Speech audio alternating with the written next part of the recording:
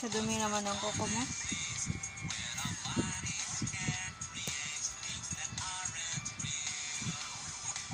Hindi niya ako niyan naririnig kasi busy siya.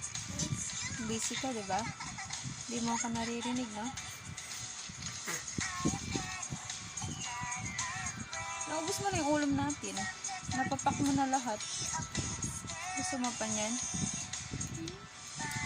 Wala na tayong ulam mamaya.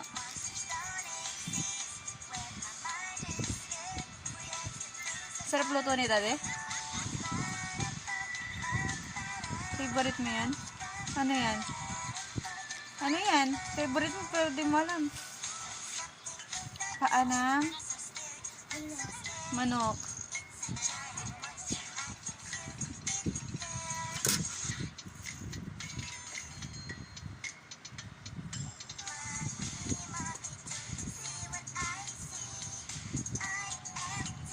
Wash ka na dun.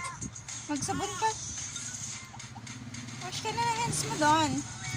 Tapos lagay mo na sa lababo yan. Magsabon ka ng kamay. Uy, naririnig mo ako. Ay, hindi na naman niya ako pinapakinggan. Mag-aaway na naman kami nito. Uy! Oh.